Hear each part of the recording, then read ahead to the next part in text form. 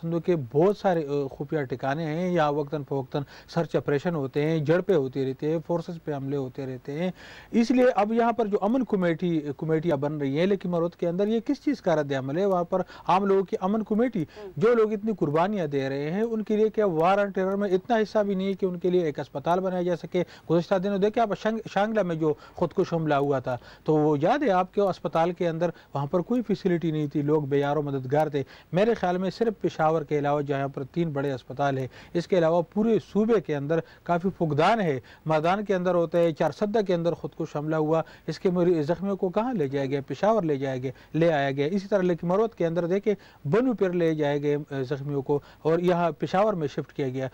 मेरे ख्याल में इस पर अभी तक एक नुकाती एजेंडा पर काबीना का एक इजलास तो होना चाहिए, कोई वफाकी काबीना का इजलास, कोई सूबाई काबीना, कोई सरहद असम्बली का इजलास, कम अज कम अस्पतालों के हवाले से कोई सारा दिन इस पर डिस्कशन हो कि क्या जरूरियात है उसको पूरी किया जा सके, कहाँ से पूरा किया जाए।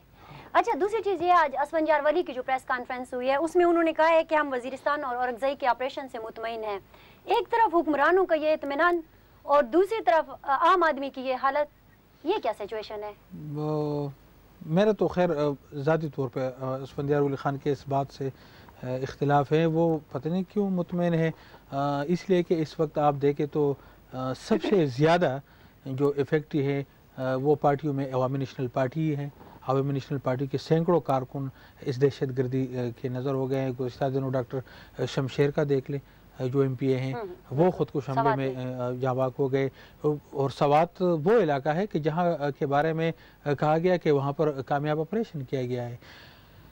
मैं समझता हूँ कि वहाँ पर देखिए सवात के अंदर सबसे उनका बड़ा लीडर है मौलाना फजलुल्लाह, वो वहाँ से फ़रार हो गए। अब वो मीडिया को फ़ोने कर रहे हैं, कहते हैं मैं अफ़गानिस्तान में हूँ, इधर हूँ उधर हूँ।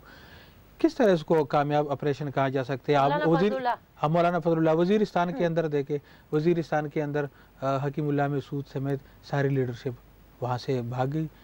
कई पे तो बैठे हुए हैं जो मनसूबाबंदी कर रहे हैं, दहशत गर्दी के वाक़यात कौन कर रहे हैं? अच्छा, 2 मुख्तलिफ चीज़ें हैं, एक रेड की बहाली और दूसरा लीडरों को गिरफ्तार करना या फिर उनको मारना। जी देखिए, तो किस चीज़ में कामयाबी है और किस चीज़ में नाकामी? देखिए रेड की बहाली की अगर आप बात करें तो बुनीर में आज भी सर्च ऑपरेशन हो रहे हैं, सवात के अंदर आज भी सर्च ऑपरेशन हो रहे हैं, दीर के अंदर आज भी हो रहे हैं।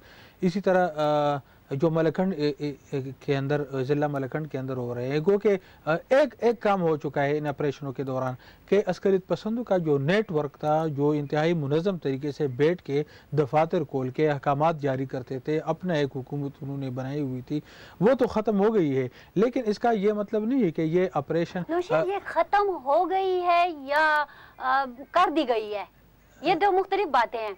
देखें यहाँ पर लोग थे, फरजान पसंद लीडर थे, वो चले गए, जगह तो खाली हो गई। मैं आपकी बात को समझ गई हूँ, लेकिन देखिए अब जो पिछले दौर में जितनी खामोशी इख्तियार की गई इस चीज़ पे, अस्करियत पसंदी पे, देखिए वो अस्करियत पसंदी की वो मर्ज़ है वो तो बढ़ता गया और फैलता गया।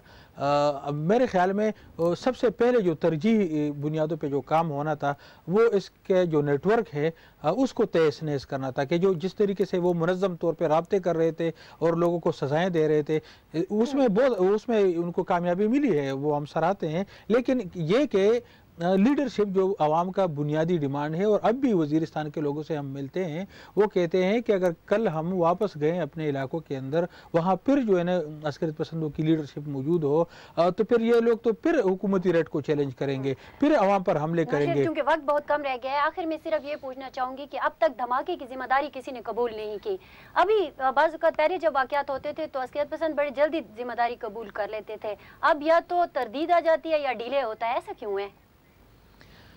इसमें मेरे ख्याल में बात यह है कि जो तहरीक तालिबान पाकिस्तान जो बनी थी, इसमें तमाम कबायली इलाकों के जो मुख्तलिफ अस्करियत पसंद ग्रुप्स हैं, बहुत सारे ग्रुप्स इसमें मिले हुए थे, दर्जनों ग्रुप्स। तो ان کو بہت دیر تک ہم پہلے بھی کہہ چکے ہیں کہ رام کرنا اور تحریک طالبان میں رکھنا ان کے لیے بہت مشکل ہے. میرے خیال میں ان کا جو گرفت ہے, جو لیڈرشپ ہے, ان کا گرفت کمزور پڑ گیا ہے.